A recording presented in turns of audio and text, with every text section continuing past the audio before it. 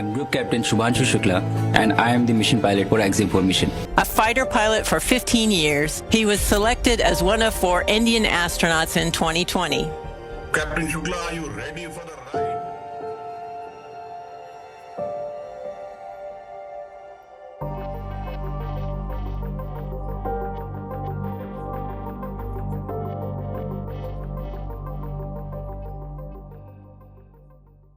Hi, I'm Abhinav Singh, and I've been joined by my colleague Nirmal Jovial.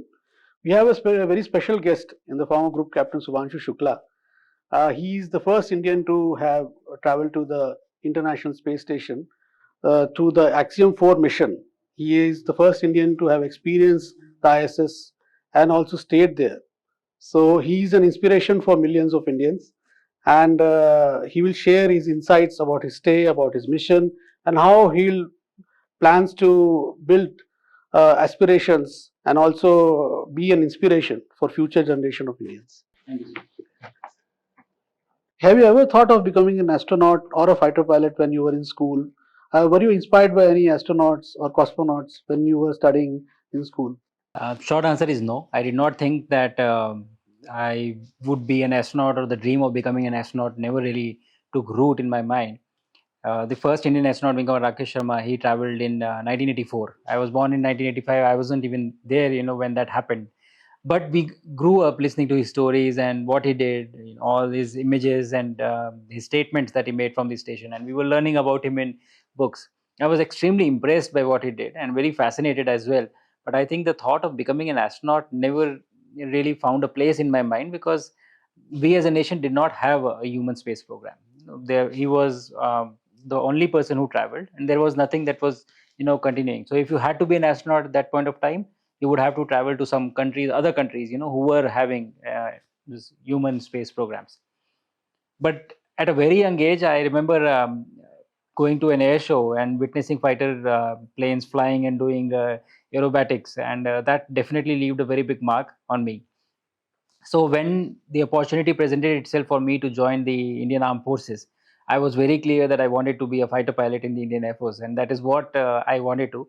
So it was not deliberate for me to join the armed forces as well. And the thought of becoming an astronaut also was never, it never occurred to me that I can be an astronaut. But when there was a time for me to join, I was very clear that I want to be a fighter pilot in the Indian Air Force. And this, when you were a child, you went for this Mission Impossible films, and you were so much thrilled about those films.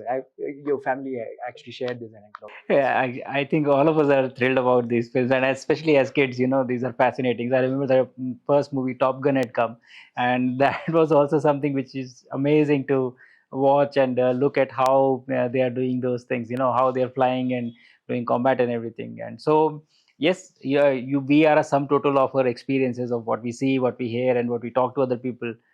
So I think everything makes you what you are, and I think all of them have played a role on me being where I am today.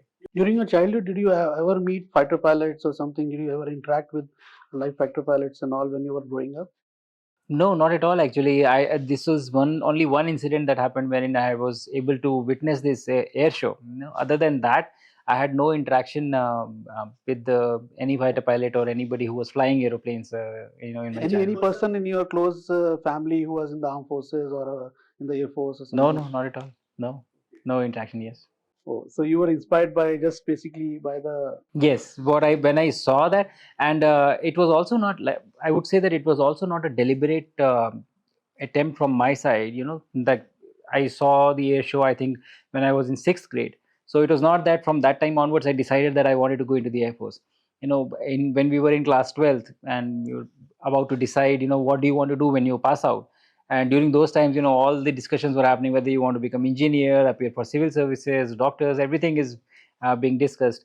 So a group of friends, we decided that we would, fill the form of NDA. It was very prestigious for people to go there.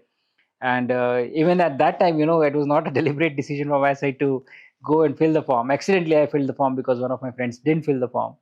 And I went through, and it so happened in that batch, I cleared the written, and I cleared the interview, and then I cleared my medicals also. In the first attempt, before even my board exams were over, I knew that I am selected in the NDA. So only after that was the first time that the deliberate thought or deliberate attempt was there from my side to pursue being a fighter pilot in the Indian Air Force. Before that, I would say that it was one thing after the other that kept happening. I kept saying yes, and I kept moving one step after the other. Had you not become a fighter pilot, what were your any second options or something? Had you ever thought of? I don't think like that, and I don't think I have any idea of what I would have been otherwise, because I really love flying. After I came into the Air Force, I really enjoyed it. I think I have been extremely lucky to found two professions. Initially as a fighter pilot, flying fighters was something I really enjoyed and loved every second of it. In spite of having flown for so many years, I really enjoyed that. And then after that, being able to come into this astronaut program for our country and getting a chance to fly. So I think I've been extremely fortunate both ways. While speaking to the weak, recently your family said they tried to shield you from their worries so you could stay fully focused on the mission. Yet a space mission is always a high stake and countless things can go wrong. How did you explain the complexities and risks to your family? And in those final days before launch, there must be some emotional moments you shared with them. Could you describe one or two of such emotional events or something just before the launch or something? Yes, to first part of your question, these missions do carry some inherent risk, but it is understood very well. And the advantage that we had as a family, me and my wife, we have been together a long time. And being in the Indian Air Force, you understand the challenges of living such a life. Even aviation and especially flying for the Indian Air Force also carries some inherent risk, which is understandable, because it is a natural operational risk that you have. And so the families do understand that very well. They're prepared very well. They become very strong. And I think that was what helped me, my family's support to uh, allow me to do what I wanted to do peacefully with a very clear mind. Because having understood the challenges of what goes into executing such missions. So me and my wife, we have been together since 2009, and we've lived through this long life that we had in the Indian Air Force. And I think the armed forces prepare you very well to undertake such missions. So before going for this mission also, I think there was a very good understanding. We talk about these things very openly, and we understand what it takes to be a part of this. And I think you do need a very strong support system to be able to execute such missions peacefully. So I have a habit. I don't explain a lot of things to my parents. I keep it to myself, and so that they do not worry about these things. But I do share everything, and I discuss everything very openly with my wife, which allows me to be at peace when I'm going and doing such things. So when you went for this AX4 mission, what were the kind of pre-launch rituals that you had for this whole mission? I think a launch to space is quite monumental in its own way, because I really did not understand that before I was going. I understood it when I went and came back, and then the entire thing. Because imagine that you are leaving your planet and going outside where everybody else has always been, and we have evolved in this condition. So I think it is really monumental, and that is a reason that these traditions are kept in place to celebrate that moment that you're going.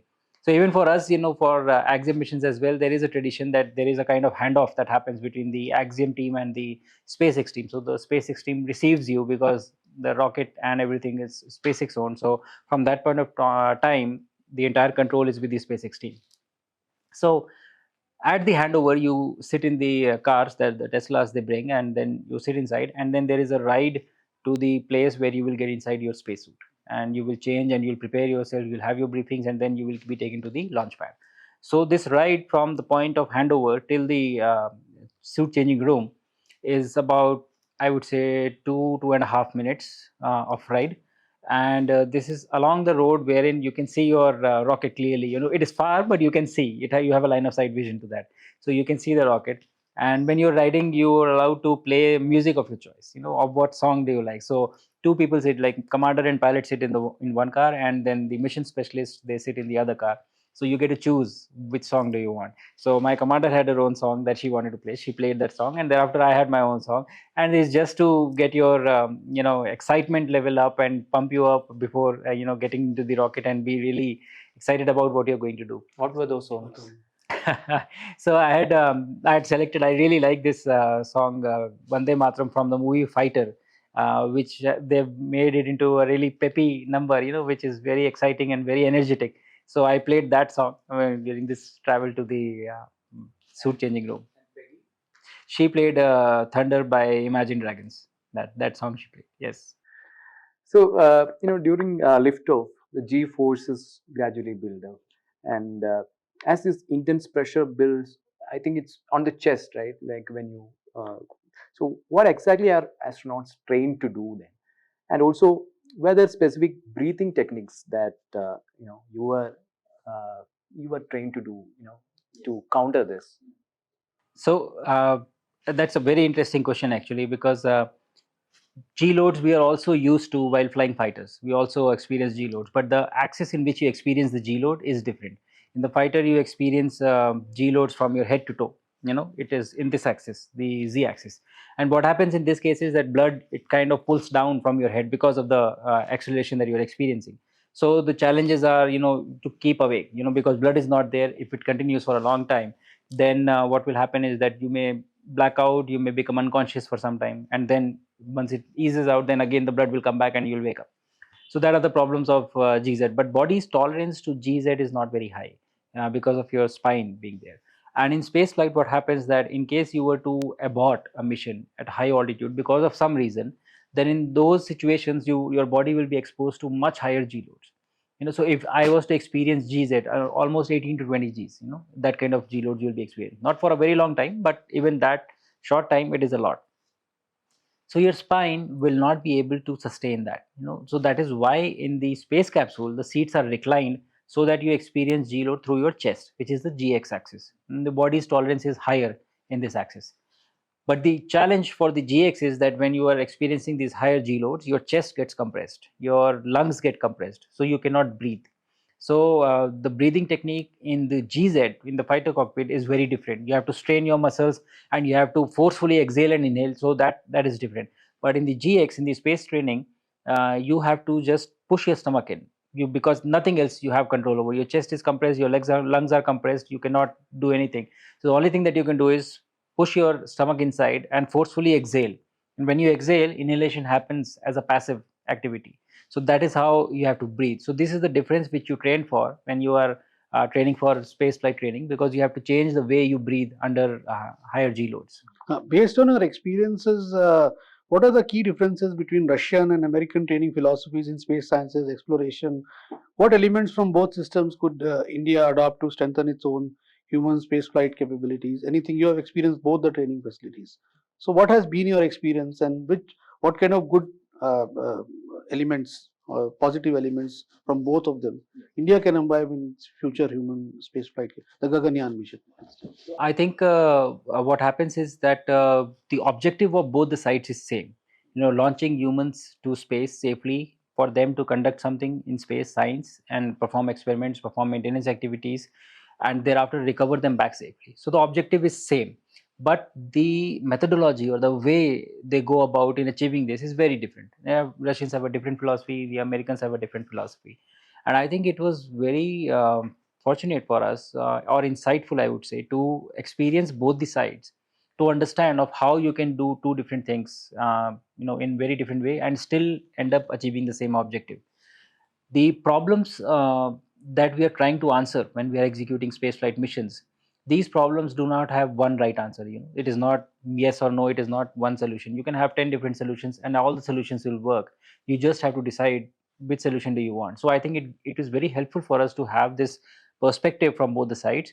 And since we are on our own journey of executing Gaganyaan mission, I think it is very helpful to us to adopt whatever are the best practices and then decide of which way we want to go in the future. What do we want to do and how do we want to evolve our program, and what philosophy do we want to have. So I think it is very helpful to have the different perspectives, because it helps you to make a very informed decision when you want to decide your own path, especially when you're starting out a human space program in our own country. Any kind of observations you have made, how it is different or how much it varies both the training philosophies or something? So one big difference that you can straight away see is in the design of the capsule itself. Soyuz is a spacecraft that is taking humans to space.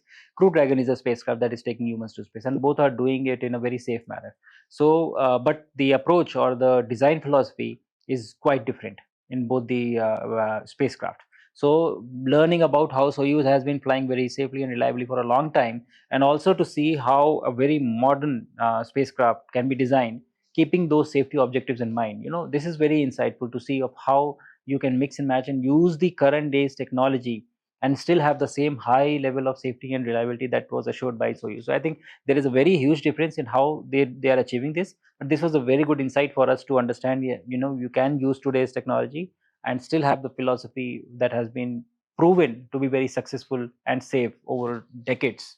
So you have this lesser docking time compared to Dragon. Yes. So is it something that we can also take into account when we go for this?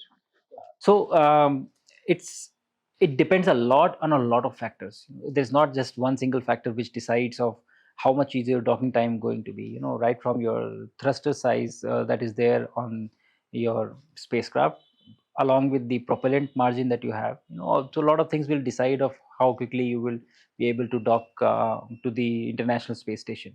But yes, what as you said, all these are insights, of how your design should be, that you can navigate this in a lesser time or in a higher time.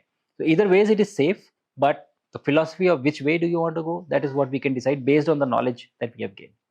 So from ISS, you declared that you became a water bender, a superpower you earned in microgravity. So what are the other superpowers you earned during your stay there? I would actually like to talk about being a water bender, because what happened was that handling liquid in microgravity, especially when you start doing it, it is not easy. You have to learn how to be slow and deliberate and to handle the water. And what had happened was that I had one STEM demonstration that I had to do, which was that I had to create a water bubble, and then I had to inject an air bubble inside that water bubble, and then I had to inject a coffee bubble inside that air bubble. So it was a bubble inside a bubble inside a bubble, which is not easy. It is extremely difficult. Even the NASA astronauts who were there, who had flown before, said that we haven't done this and we haven't tried. It is extremely complex. And so the first day I was trying it, I wasn't even able to make a water bubble, let alone the air bubble and the coffee bubble. So I was very frustrated.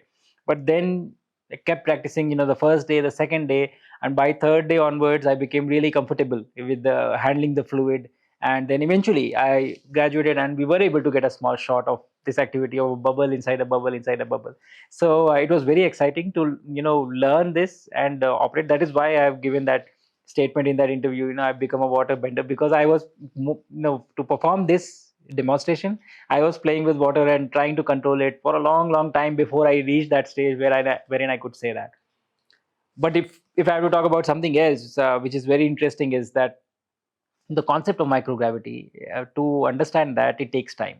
Your brain has evolved in the environment of gravity.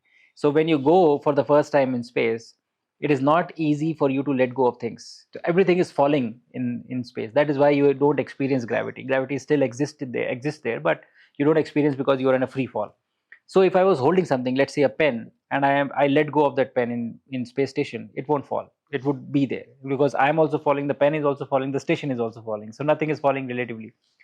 But your brain doesn't understand that. So when you go initially, and if I am holding a pen and I want to do something else, I would not be okay to let it go. I would try to find someone and ask them, can you please hold it for me, for the pen.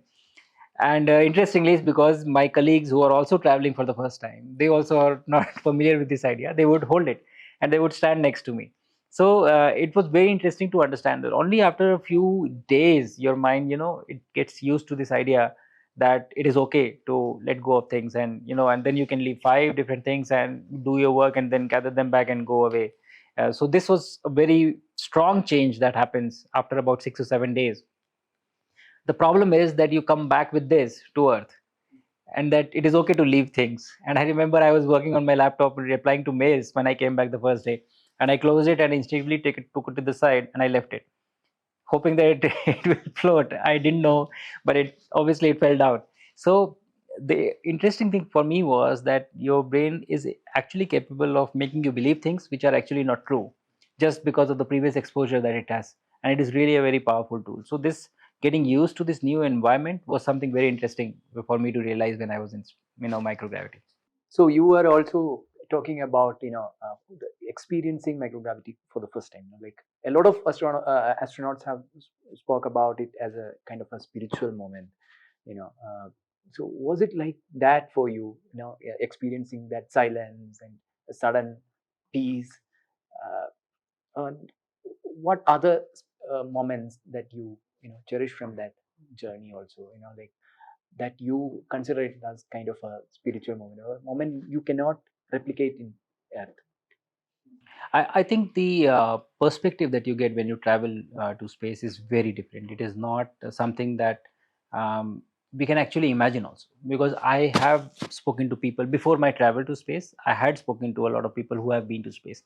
I had seen the videos. I had listened to a lot of training and audio visuals, and also interacted with people who have been there. Everybody told me of what they felt or perceived of how space is, how it changes them, and what the view or just overall experience they try to convey. But my imagination of what it would be was something very different as compared to what I actually experienced. And I have realized or understood that it is not possible for us to comprehend something which is so different, because we have no background information of this. There is no experience that we have. We are trying to imagine something based on our experiences of the past. So if I tell you something, you would still try to imagine it in your own way of what your experience has been. So there is no really good way of translating this to someone else. But the experience of being in space, for the initial few days I did not have any such experience, because we were first of all not feeling good because of the changes that happen when you go to space. And the second thing is that we were extremely busy. There was a lot of science to be done, and we were doing experiments all the time. So it really did not have time at all. But I remember after that, when we became comfortable and also we started to do things more efficiently, we had certain time. If you're sitting by the window and you're looking back at earth, I think that experience in itself is very spiritual. You forget everything. I do try to do meditation here. I do try to practice meditation, but it is difficult. It is difficult to sit alone without having any thoughts. But I realized, if you are sitting by the window in space and you're looking at earth, you sit for hours together. Nothing comes to your mind. It is just so peaceful that it's an extremely satisfying and very peaceful experience, I would say. And the other thing that is very important is that when you look back at earth from the space, you really get a very strong sense of the oneness of this planet being your home, not a particular place, not a particular country, not a particular region, but this entire thing, the earth being your home. And I think that was very, very strong for me. So all different type of experiences that astronauts get in space have been termed under a big umbrella, something known as overview effect, which is a documented phenomena that happens. So everybody has their own version of what they felt. So for me, this was probably one of the biggest highlight, that you really get that sense of feeling that this entire planet is your home. And the second thing is, this earth is massive. It is huge. We don't even understand of how big it is. So the insignificance of your own insignificance in this large scheme of things, that also gets highlighted very strongly. So again, for me, these were the two big key takeaways from the entire mission. So while you were doing experiments on the ISS, your own body was also part of the research in a way. What tests did you undergo after returning to Earth, and how will they support future missions?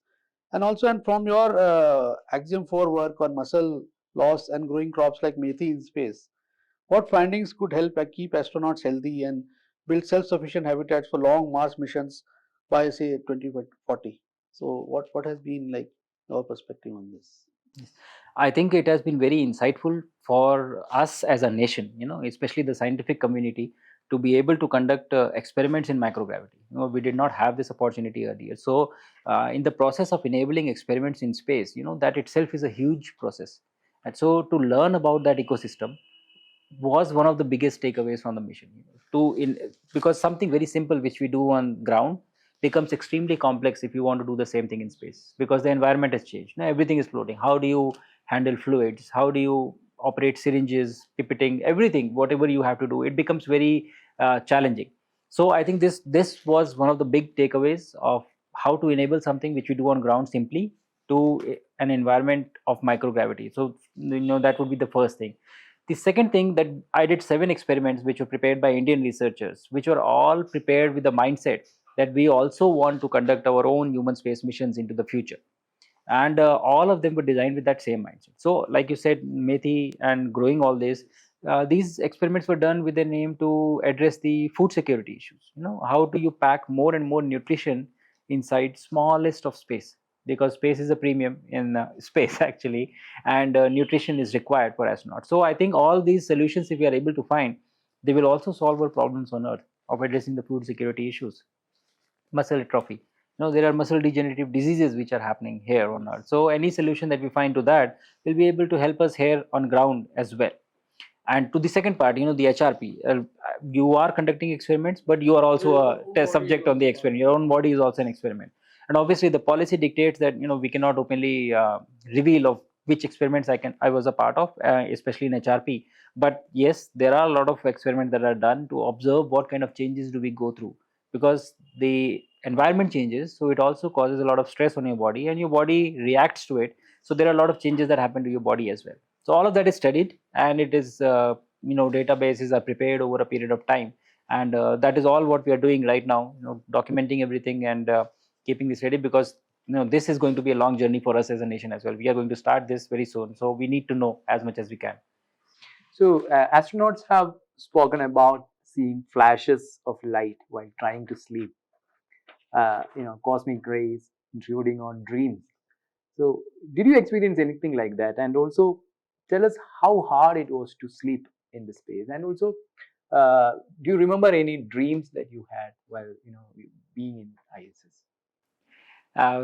Maybe I would not be the best candidate to talk about this, because I generally don't dream here on Earth. When I go to sleep, I sleep off and I just wake up very fresh. And it was exactly like that in space, I feel. The first day I was not feeling really good, so I had to take some medication to sleep.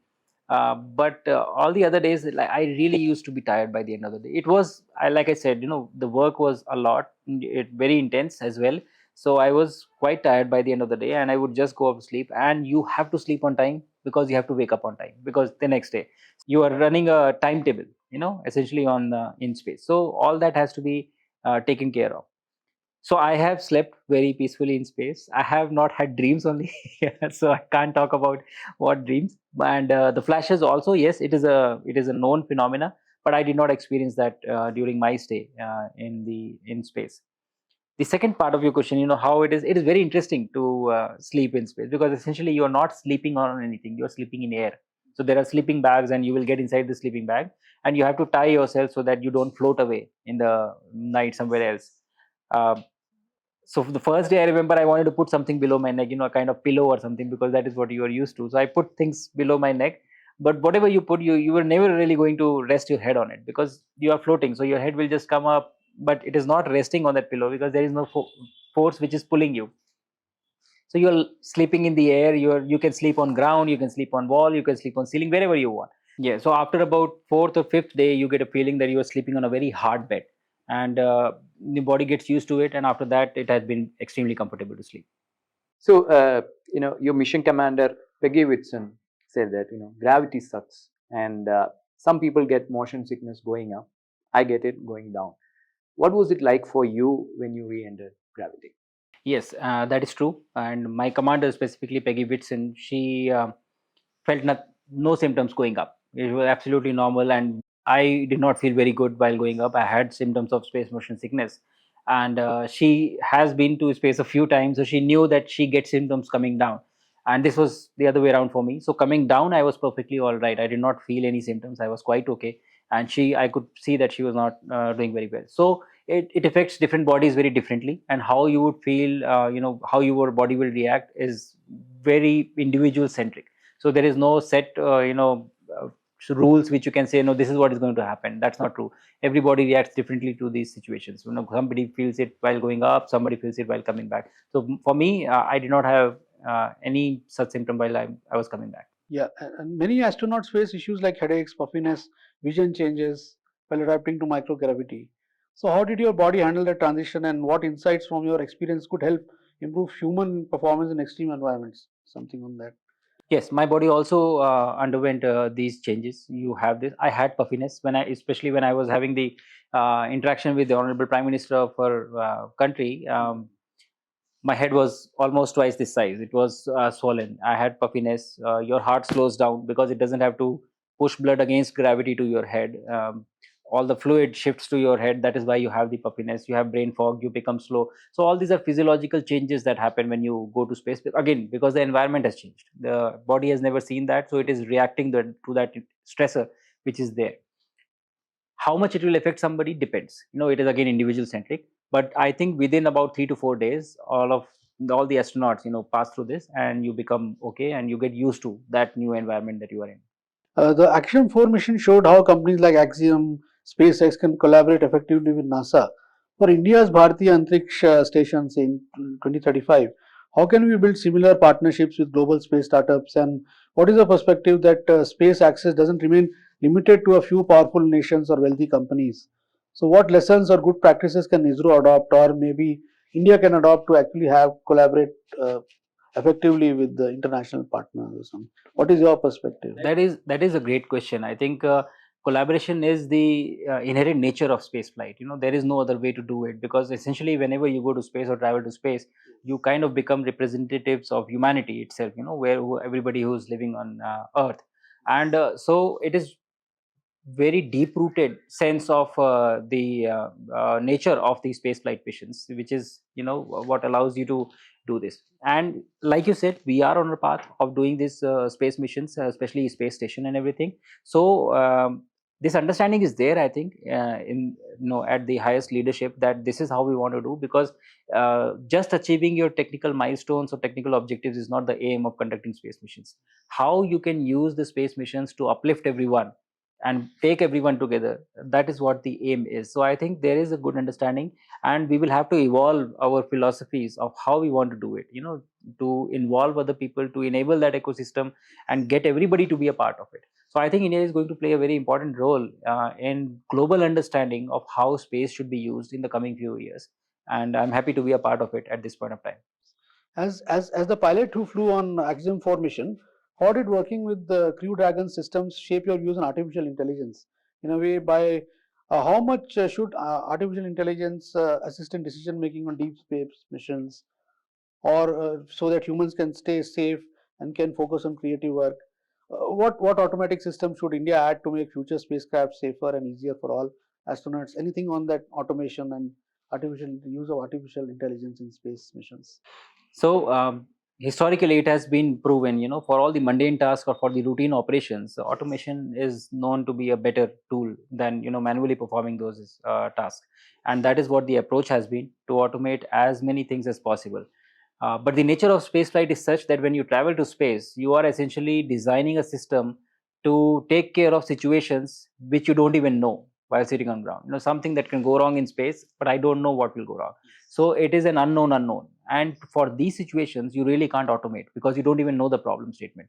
So I think it has to be a very healthy mix of the manual involvement in the system along with automation, which is going to define of how we do programs in the future, especially when we are thinking of sending humans to places like Moon and Mars, wherein help really is not available, and you have to enable the crew to be self-sufficient and be able to take decisions on their own. I think this hybrid approach will prove very useful for us. Astronaut Scott Kelly, in his book Endurance, he speaks about like how women might be more adaptive for long missions, and he's suggesting that maybe NASA should send an all-women crew to Mars and all. So you flew with Peggy Whitson, who holds NASA record for most cumulative days in space. From your experience, do you think women have specific advantages in long duration missions? So actually, it is not a matter of experience. It is fact. Biologically, fact is there. So it doesn't matter what I feel. These are stated facts, and there are some advantages which are there. That being said, any mission or any crew that is chosen is based on the requirement of the mission. Everything is driven from that requirement. So I think whenever NASA is going to choose the crew, or whenever they are going to select the crew, it is going to be based on a set of requirements of what they want to achieve. and I think that drives everything. All these aspects would be considered whenever a long duration crew is being chosen and going to be sent on Mars. But today, if you ask me, I do see that there is some time before we get there, because we are right now trying to get to the moon first, which will take some time, and thereafter going to Mars. As of now, with the current day's technology, it is almost 6 months travel one way, and so almost a year, and thereafter staying there. So it's a long duration of time, and the kind of radiation that you are exposed to in space, it is higher than what you experience here on Earth, because we are protected by our magnetosphere and the atmosphere. So we have to solve those problems before we get there, which is happening, which we will find a solution, I think, over a period of time. But to your question, specifically, I would say that yes, all the advantages and disadvantages would be factored in, and the selection of crew would be based on what your requirement is from that mission. And I think that governs historically also, that has always governed of how selection has been done in the past, and that is what allows it to be really impartial and suit the requirements that you have. So you underwent a long quarantine period. What typical day it looks in isolation, and how was this quarantine period? Any kind of mental psychological effect does it have on an astronaut or during the quarantine? And how can we build strong mental health plans so astronauts don't face psychological problems on long duration deep space missions or something? Anything else? All this understanding is already there in our training programs. People understand that it is not easy to be confined and isolated and work for long durations of time. So the selection and the training takes care of this. You prepare an astronaut to handle with such stress. Quarantine was stressful because it was extremely elongated and there was no certainty of when we are likely to launch, right? But like I said, your selection and your training prepares you for these situations, so you are able to take care of these situations and not be affected by it. You cannot get bothered by small issues, especially if you're going for such high stakes mission wherein things will happen, things will go wrong. You will not know what at all the times, and you should be okay with that. I think that training really plays a very important role in preparing you for such things. Because the mission kept on getting postponed from time to time, what was the feeling which was there, that whether it will start soon or whether it will launch soon, or how was the experience actually when you were anticipating the launch? So I think yes, there was some anxiety in terms of when will it happen at some point of time. But I think the biggest solution or biggest approach to such issues is that you fall back on your training.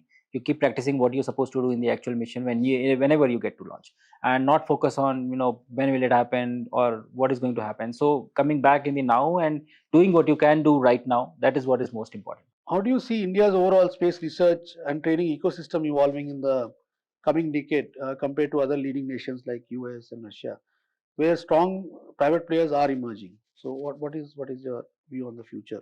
I think we are standing at the cusp of an inflection point, especially as far as space is concerned.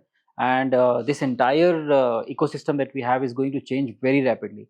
We have a very good scientific, temperament in the country. There are a lot of research institutes, very reputed ones, which are doing. But now there is a consolidated effort that is required to conduct research, especially for things that we want to do in future. And we are going to come up with an ecosystem which is going to enable everyone, all over the country, all over the parts, to be able to contribute in these missions, and also get them excited. Whatever they are doing actually sees the light of the day and gets to fly. So it is our responsibility to create a very robust infrastructure to promote research, get people excited, and then get them to the right place of where they can actually contribute to execute our ambitious missions, like having a space station and landing on moon by 2040. So I think this would be required. It's a necessity, that we have to enable this, which allows us to achieve the objectives that we have. So one last question about the souvenirs you collected from International Space Station. So I did not collect anything from International Space Station, but you do carry something, with yourself, and you bring them back. So ISRO selected a lot of proposals had come, and then we worked with National Institute of Design, and the students came up with some fantastic souvenirs which represented India's cultural diversity, and brought them together in very small artifacts, which I was able to carry with me to space. And they represent India in general, and the regions in particular, and how culturally diverse we are. And just that big saying that we have, diversity, unity in diversity. That is what these souvenirs represented, and I was really proud of the work these kids were able to do. And I I can tell you that everybody was fascinated by how beautifully they were done all over the world. These artifacts that travel to space and have come back with me. And we'll be talking about it, we'll be displaying it, and talking about all these artifacts in the future as well. Thank you so much, sir. Thank you for this was an insightful session. Thank you so much once again from the week. Thank you.